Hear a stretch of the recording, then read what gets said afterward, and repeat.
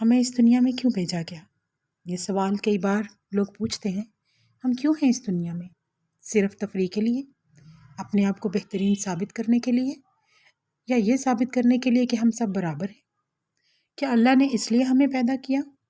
میں جواب جاننا چاہتی ہوں۔ اللہ نے ہمیں کیوں پیدا کیا؟ عبادت کے لیے۔ اور عبادت کیا ہے؟ اللہ کو جانے، اس کی ذات کو پہچانے۔ اللہ تعالیٰ فرماتا ہے، اور ہم نے جنوں اور انسانوں کو پیدا کیا ہے کہ عبادت کریں، لیکن عبادت کا مطلب صرف نماز نہیں ہے۔ اس آیت کی تفسیر کو محدود کر دیا جاتا ہے، بالکل محدود۔ مجھے نماز پڑھنی ہے، مجھے روزہ رکھنا ہے، مجھے حجاب کرنا ہے، پردہ کرنا ہے۔ اگر صرف یہی عبادت ہے تو آپ اس آیت کی 80% تشریح سے محروم ہیں۔ چلیے ایک اور سوال، کیا فرق تھا مدینہ اور مکہ میں؟ یہاں مدینہ میں وہ لوگ تھے جنہوں نے مسلمانوں کی مدد کی، انصار۔ انہوں نے مہاجرین کو عزت دی، بھائی چارہ قائم کیا۔ آج ہمیں وہ بھائی چارہ کیوں نہیں ملتا؟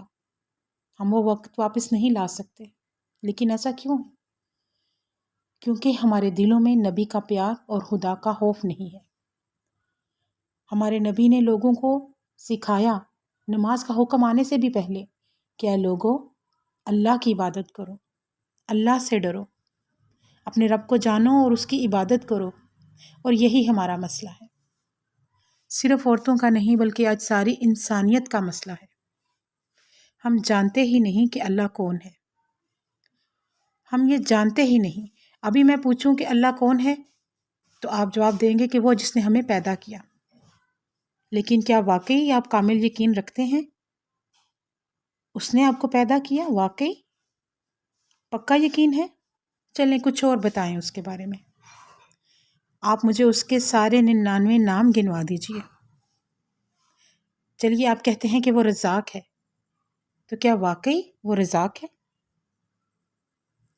سنیں میں کیا کہنا چاہتی ہوں، مجھے بتائیں کیا وہ واقعی رزاق ہے؟ رزق دینے والی ذات اللہ کی ہے سچ میں؟ تو پھر کیوں جس وقت آپ کو ضرورت پڑتی ہے تو آپ لوگوں کے در پر جاتے ہیں؟ دکھ ہوتا ہے مگر حقیقت یہی ہے۔ آپ کہتے ہیں وہ رزاق ہے، لیکن اپنی ضرورتوں کے لیے لوگوں کے سامنے جاتے ہیں۔ آپ کہتے ہیں وہ القوی ہے، اس کا جو بھی نام آپ لیں، وہ ہمیں آزماتا ہے، وہ ہمیں آزما رہا ہے، اور وہ جانتا ہے، وہ دیکھ رہا ہے کہ ہم کتنے دوگلے ہیں، ہم اپنے عمل اور یقین کے معاملے میں کتنے مینوپولیٹڈ ہیں۔ چلیں اپنے یقین کی تھوڑی اور آزمائش کرتے ہیں۔ ہم کہتے ہیں وہ الشافی ہے، وہی ہے جو شفا دیتا ہے۔ جب ہم بیمار پڑتے ہیں ہم کیا کرتے ہیں؟ کیا ہم اپنے رب کو یاد کرتے ہیں؟ کیا ہم دعا کرتے ہیں اے اللہ ہمیں شفا دے، اے میرے رب جو یہ دوائی میں اپنے منہ میں رکھ رہی ہوں اس سے مجھے شفا مل جائے؟ نہیں۔ اچھا ڈاکٹر کون ہے علاقے میں؟ دوستوں کو فون کریں گے، میسج کریں گے، کوئی ڈاکٹر بتاؤ، اور یہی ہماری غلطی ہے۔ بہترین عورت وہ ہے جس کی زندگی میں اس کا فوکس، اس کا مقصد اس کے بچے نہیں ہیں، اس کا شوہر نہیں ہے، اس کا کریئر نہیں ہے، اس کی خوبصورتی بھی نہیں ہے، اس کا گھر نہیں ہے، اس کا صرف ایک فوکس ہے، ایک مقصد ہے، اللہ کی رضا، اس کی رضا۔ یہاں موجود کتنے لوگ ہیں جو یہ کہہ سکتے ہیں؟ ہاتھ اٹھا کر مت بتائیے، یہ آپ کا اور آپ کے رب کا معاملہ ہے، وہ جانتا ہے۔ لیکن میں پوچھ رہی ہوں ہم میں سے کتنی عورتیں ایسی ہیں جو یہ کہہ سکتی ہیں کہ پورے یقین کے ساتھ کہ ہم اللہ کے سامنے کھڑے ہو کے کہ اے اللہ میں نے زندگی گزاری تیرے لیے، میں نے شادی کی تیری رضا کے لیے، تعلیم حاصل کی تیری رضا کے لیے، خود کو قابل بنایا تیرے لیے، قرآن پاک حفظ کیا، دین اسلام کی تعلیمات حاصل کی تیری رضا کے لیے، جیسے بھی حالات آئے ان کا مقابلہ کیا تیری رضا سمجھ کر۔ ہم میں سے کتنے ہیں جو یہ دعویٰ کر سکتے ہیں؟ یہی کمی ہے ہم میں۔